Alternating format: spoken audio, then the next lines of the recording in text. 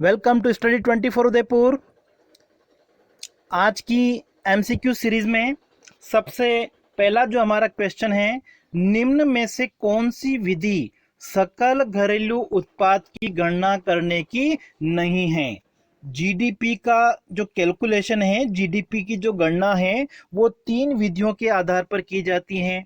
Production method उत्पादन विधि, दूसरी income method आय विधि, और तीसरी एक्सपेंडिचर मेथड व्यय विधि। तो यहाँ पे आपका करेक्ट आंसर हो जाएगा ऑप्शन डी, हासमान लागत विधि सकल घरेलू उत्पाद की गणना करने की विधि नहीं है। नेक्स्ट देखिए सेकंड, एक देश में एक वर्ष में आर्थिक क्रियाओं से प्राप्त आय की कुल मात्रा को क्या कहा जाता है। एक वर्ष में एक देश के अंदर आर्थिक क्रियाओं से जो आय प्राप्त होती है उसे हम क्या कह सकते हैं, राष्ट्रीय आय कह सकते हैं, सकल घरेलू उत्पाद कह सकते हैं। ऑप्शन आपका बी। नेक्स्ट है, राष्ट्रीय आय वस्तुओं और सेवाओं का वह शुद्ध उत्पादन है जो एक वर्ष की अवधि में देश की उत्पादन प्रणाली में अंतिम उपभोक्ताओं के हाथ में पहुंचता है। राष्ट्रीय आय की यह जो परिभाषा है वो किस अर्थशास्त्री ने दी है। तो यहाँ पे जो आपका करेक्ट आंसर हो जाएगा वो हो जाएगा option C, Simon Kuznets. Marshall की जो परिभाषा है वो भी उत्पादन पे आधारित है, लेकिन उन्होंने क्या बताया कि एक वर्ष की अवधि में अर्थव्यवस्था में जो प्राकृतिक संसाधन है उनका प्रयोग करके, ठीक है, वस्तु सेवाओं का जो भी उत्पादन हो रहा है। और पीगू का जो दृष्टिकोण था वो मौद्रिक दृष्टिकोण था, जिस उत्पादन को मुद्रा के द्वारा मापा जा सकता है उसे ही उन्होंने राष्ट्रीय आय में सम्मिलित किया था। नेक्स्ट है, निम्न में से कौन सा कथन सही है। साधन लागत पर जीडीपी निकालने का कौन सा फॉर्मूला इनमें से सही है। जीडीपी फैक्टर कॉस्ट, यहां पे हमको दे रखा है शुद्ध मूल्य बढ़ाव जो ग्रोस वैल्यू एडेड है। सॉरी, यहाँ पे शुद्ध का मतलब हो गया नेट। यहाँ पे हमको दे रखा है नेट वैल्यू एडेड में हम क्या प्लस करें कि हमारे पास में जीडीपी फैक्टर कॉस्ट आ जाएगा। तो देखिए, नेट का मतलब क्या होता है, शुद्ध का मतलब का जिसमें मूल्यह्रास जुड़ा हुआ नहीं है, जबकि ग्रोस का मतलब क्या होता है, जिसमें मूल्यह्रास को जुड़ा हुआ जोड़ते हैं एक तरह से, ठीक है। तो नेट में अगर शुद्ध में हम मूल्यह्रास को जोड़ देंगे तो हमारे पास में क्या आ जाएगा, जीडीपी आ जाएगा, ग्रोस आ जाएगा, ठीक है। तो करेक्ट आंसर आपका यहाँ पे हो जाएगा ऑप्शन ए, साधन लागत पर जीडीपी किसके इक्वल होगा, शुद्ध मूल्य बढ़ाव में मूल्यह्रास को प्लस कर दिया जाएगा, जोड़ दिया जाएगा। नेक्स्ट है, मौद्रिक या नॉमिनल जीडीपी के लिए कौन सा कथन ठीक है। देखिए, मौद्रिक सकल घरेलू उत्पाद क्या होता है, जिस वर्ष के लिए हमको सकल घरेलू उत्पाद की गणना करनी है उसी वर्ष की वस्तुओं की कीमतों को लिया जाता है। तो यहां पर अगर हम देखें तो फर्स्ट लिखा हुआ है नॉमिनल जीडीपी की गणना वर्तमान मूल्यों के आधार पर की जाती है, बिल्कुल सही है। दूसरा, नॉमिनल जीडी की गणना आधार वर्ष के मूल्यों के आधार पर की जाती है, ये गलत है, ठीक है। आधार वर्ष के मूल्यों के आधार पर वास्तविक जीडीपी की गणना की जाती है, रियल जीडीपी की। और तीसरा क्या दिया हुआ है, नॉमिनल जीडीपी के आंकड़े रियल जीडीपी की तुलना में सटीक आंकड़े दर्शाते हैं, ये भी गलत है, ठीक है। जो वास्तविक जीडीपी के आंकड़े होते हैं वो ज्यादा सटीक होते हैं मौद्रिक जीडीपी के आंकड़ों की तुलना में। तो यहां पर अगर हम देखें तो हमारा केवल पहला कथन जो है वो सही है केवल। तो करेक्ट आंसर आपका हो जाएगा ऑप्शन सी। नेक्स्ट देखिए, नॉमिनल जीडीपी या जिसको हम मौद्रिक सकल घरेलू उत्पाद कहते हैं, आधार पर वर्तमान में भारत की अर्थव्यवस्था का आकार क्या है। अगर हम 2020-21 की बात करें तो मौद्रिक जीडीपी के आधार पर भारतीय अर्थव्यवस्था का जो आकार है वो कितना है, 2.93 ट्रिलियन डॉलर, ठीक है। करेक्ट आंसर आपका क्या हो जाएगा, ऑप्शन ए। और 2024-25 तक ये जो हमारी अर्थव्यवस्था है उसको $5 ट्रिलियन बनाने का लक्ष्य रखा गया है। नेक्स्ट है, भारत की अर्थव्यवस्था में सबसे अधिक योगदान किस क्षेत्र का है?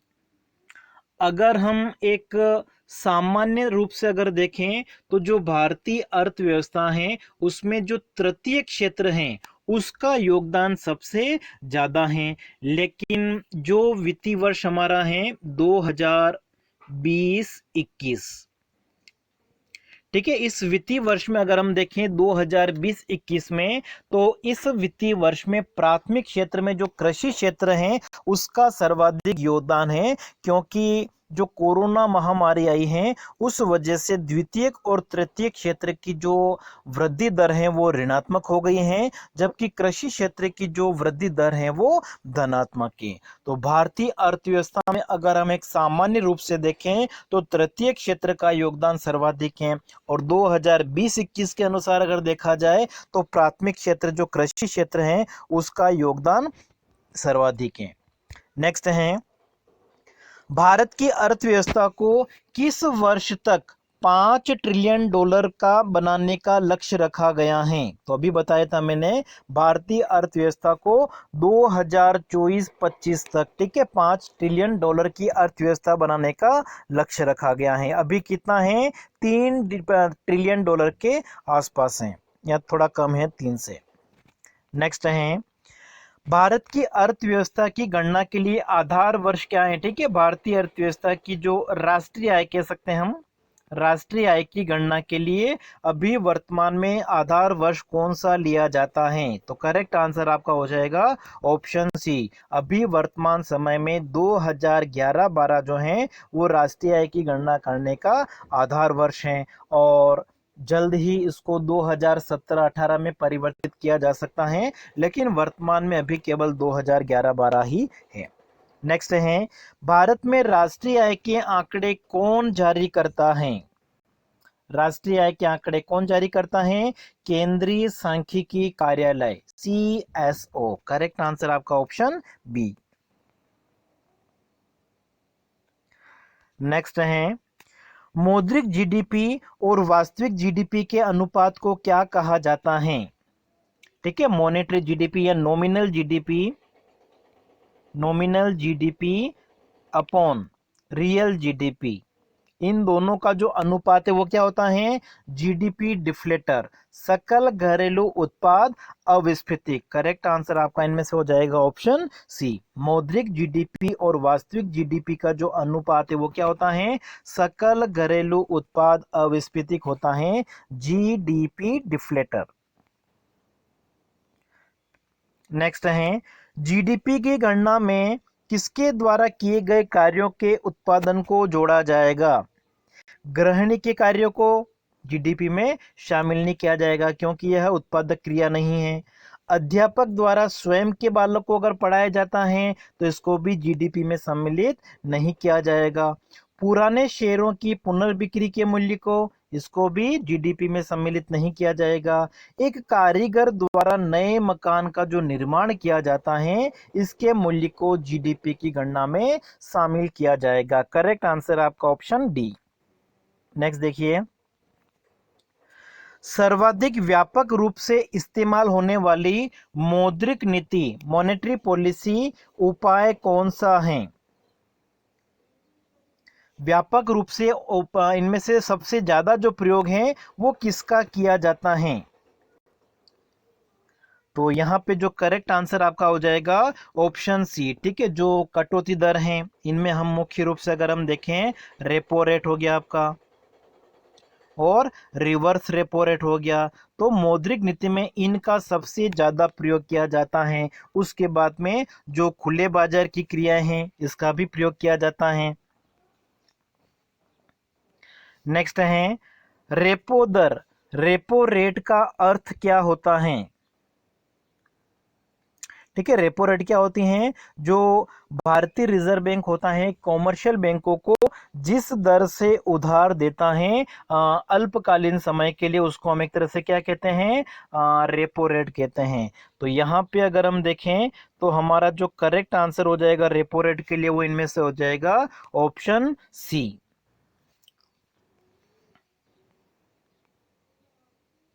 नेक्स्ट, जब भारतीय रिजर्व बैंक कुछ खुले बाजार की क्रियाएं करता है तो उसका उद्देश्य किसे विनियमित करने का होता है। खुले बाजार की क्रियाएं, ओपन मार्केट ऑपरेशंस जो हैं, इस इंस्ट्रूमेंट का यूज रिजर्व बैंक कब करता है, जब अर्थव्यवस्था में इन्फ्लेशन, मुद्रास्फीति की स्थिति हो, या जो नकद प्रवाह है मुद्रा का वो अर्थव्यवस्था में ज्यादा है, तो उसको नियंत्रित करने के लिए एक तरह से क्या करता है रिजर्व बैंक, जो ओपन मार्केट ऑपरेशन है, खुले बाजार की क्रियाओं का प्रयोग करता है। तो मुद्रास्फीति की दर और अर्थव्यवस्था में नकदी का जो प्रवाह है, इन दोनों को नियंत्रित करने के लिए, विनियमित करने के लिए रिजर्व बैंक जो है इस इंस्ट्रूमेंट का प्रयोग करता है, उपकरण का प्रयोग करता है। तो करेक्ट आंसर आपका हो जाएगा ऑप्शन डी।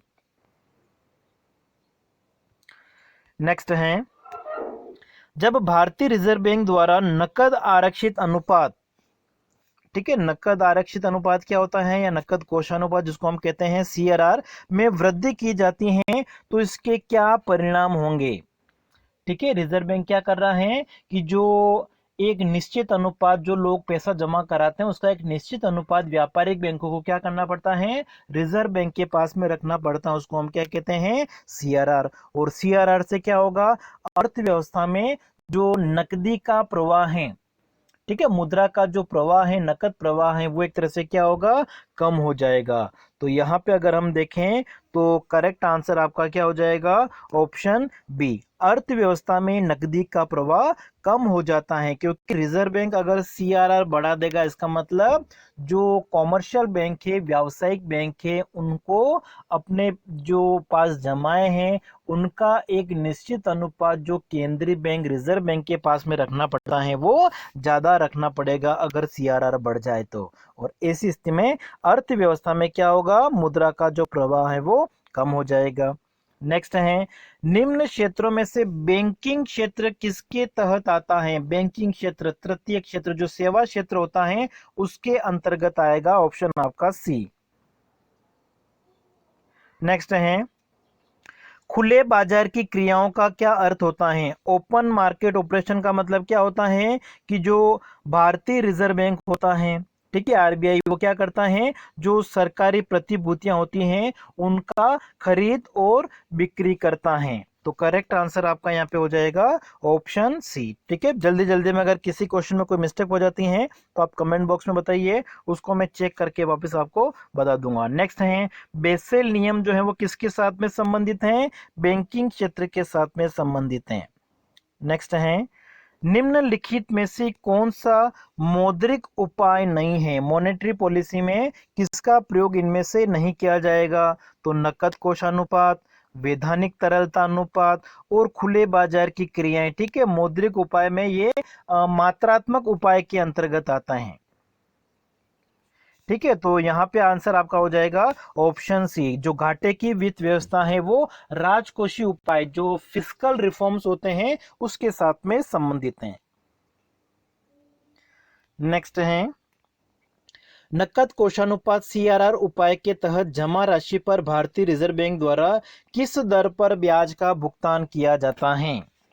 ठीक है, कॉमर्शियल बैंक, व्यावसायिक बैंकों के पास में जितनी भी जमाएं होती हैं उसका एक निश्चित अनुपात उनको सीआरआर के रूप में रिजर्व बैंक के पास में रखना पड़ता है, और इसके बदले में रिजर्व बैंक जो है कॉमर्शियल बैंकों को किसी तरीके का कोई इंटरेस्ट, ब्याज का भुगतान नहीं करता है। करेक्ट आंसर आपका हो जाएगा ऑप्शन डी।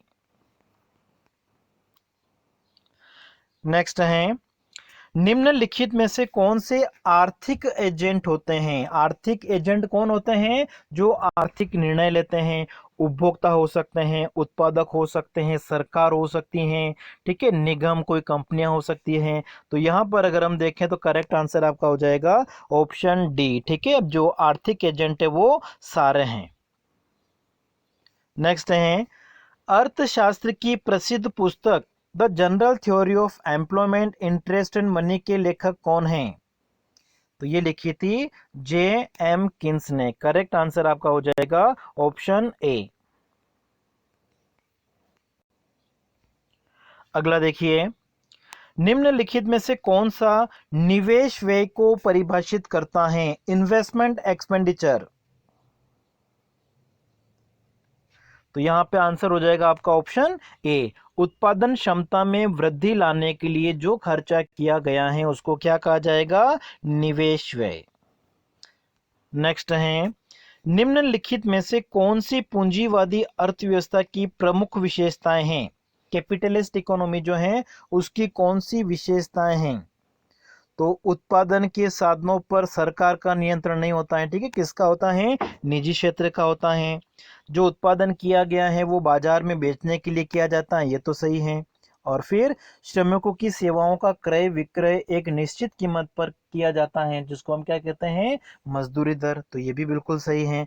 तो यहाँ पे जो पूंजीवादी अर्थव्यवस्था कैपिटलिस्ट इकोनॉमी के बारे में दूसरा और तीसरा कथन सही है। ऑप्शन आपका बी। नेक्स्ट है, आधुनिक अर्थशास्त्र का जनक किसको कहा जाता है? एडम स्मिथ को। इनकी बुक आई थी 1776 में, द वेल्थ ऑफ नेशन। उस पुस्तक के प्रकाशन के बाद में आधुनिक अर्थशास्त्र का जन्म माना जाता है। नेक्स्ट है, निम्नलिखित कथनों पर विचार कीजिए। ऐसी वस्तुएं जिनका अंतिम उपभोग उपभोक्ताओं द्वारा किया जाता है अंतिम वस्तुएं कहलाती हैं, ठीक है। अंतिम वस्तुओं के लिए अगर हम देखें तो अंतिम उपभोक्ताओं के साथ साथ में उत्पादकों द्वारा भी प्रयोग की जाती हैं। फिर दूसरा है, वस्तुएं अपनी प्रकृति के कारण अंतिम वस्तु बनती हैं। मतलब अंतिम वस्तुओं किस वजह से बनेगी? प्रकृति के कारण नहीं बनती है, ठीक है। अगर हम कहें उनके जो प्रयोग करता है उनका निर्भर करती है कि उनका प्रयोग करने वाला कौन है। और फिर जो तीसरा है इसमें आपका, मध्यवर्ती वस्तुएं अन्य वस्तुओं के उत्पादन में कच्चे माल के रूप में प्रयोग की जाती हैं। तो यहां पर अगर हम देखें तो आंसर आपका होना चाहिए केवल ऑप्शन तीसरा होना चाहिए, ठीक है, केवल ऑप्शन तीसरा। लेकिन यहां पर किसी में भी अकेला जो तीसरा ऑप्शन है वो नहीं दिया हुआ है।